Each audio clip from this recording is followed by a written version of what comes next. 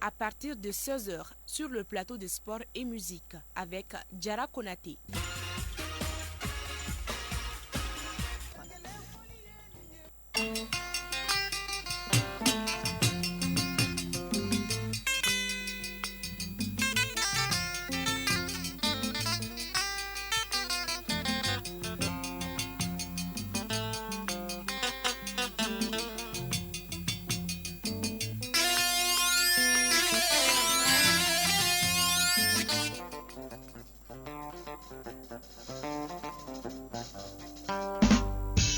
Vous êtes toujours sur la radio nationale du Mali. Dans un instant, la première édition de Mali Actualité.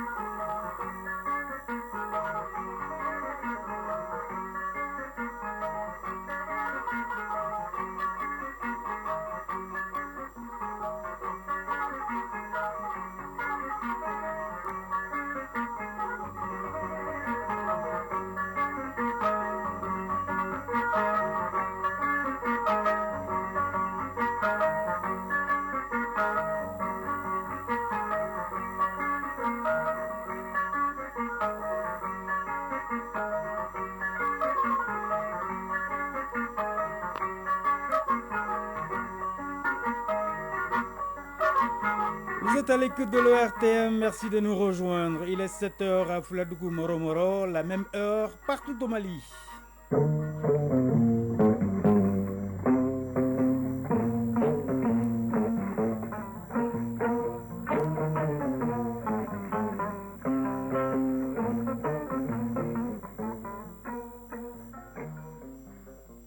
Le journal Kodi Sibi.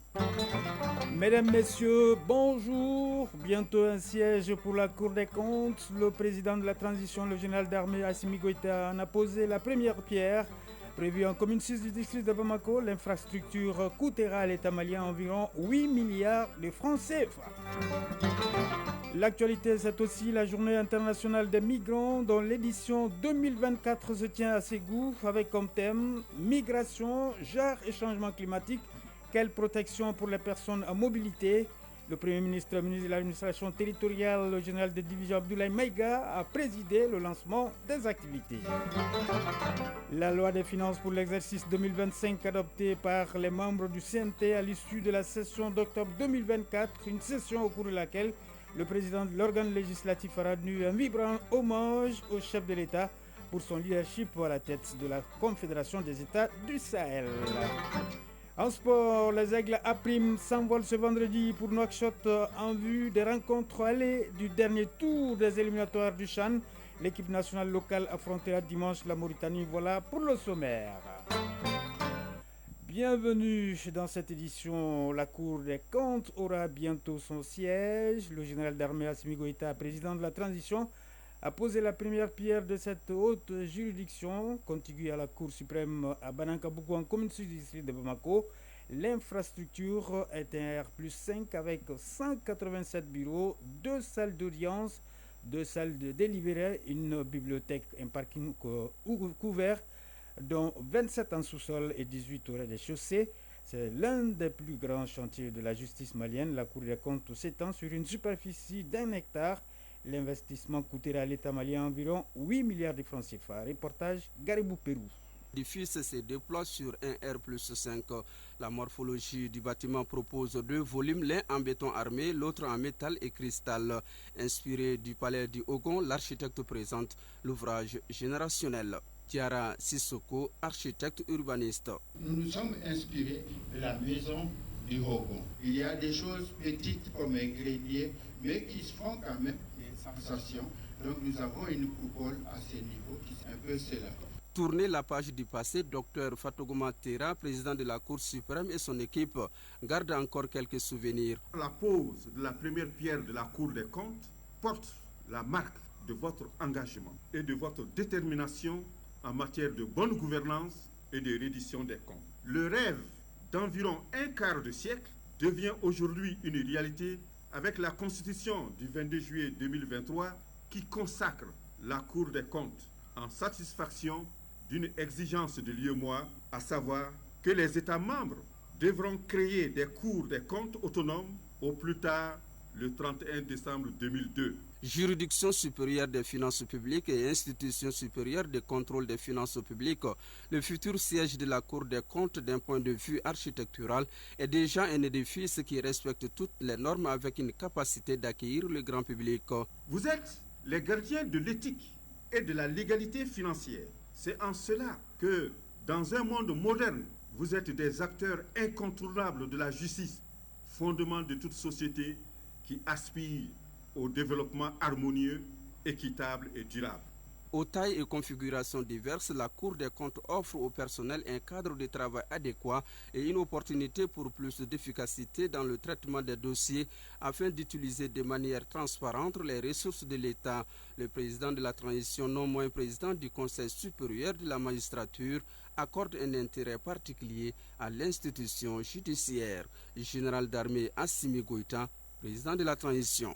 La Cour des comptes est l'institution supérieure en matière de contrôle des finances publiques.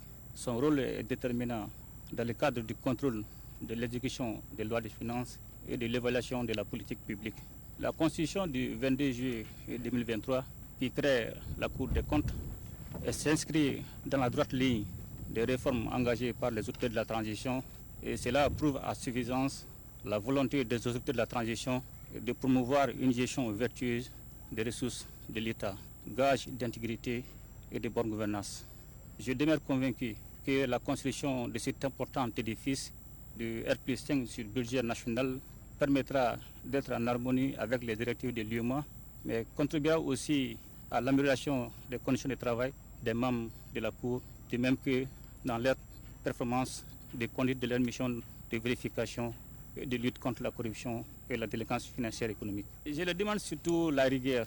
C'est une mission très très importante et cela implique non seulement la rigueur, l'honnêteté et surtout la sincérité et l'engagement vis-à-vis de l'État. Univers futuriste, la construction de la Cour des comptes va durer 36 mois.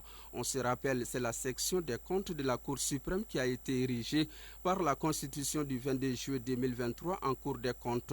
En attendant la promulgation de sa loi organique, la construction de son siège est déjà un signal fort pour discipliner les procédures de gestion budgétaire et comptable et par la même occasion lutter contre la corruption et la délinquance financière.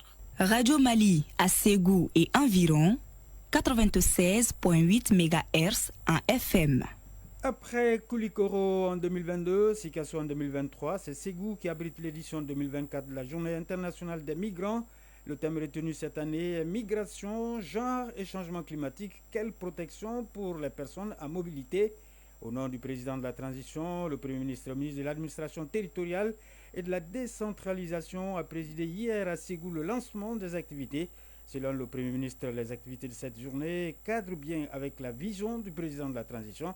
Le général de division Abdoulaye Maïga a toutefois fait remarquer que sur les questions de migration,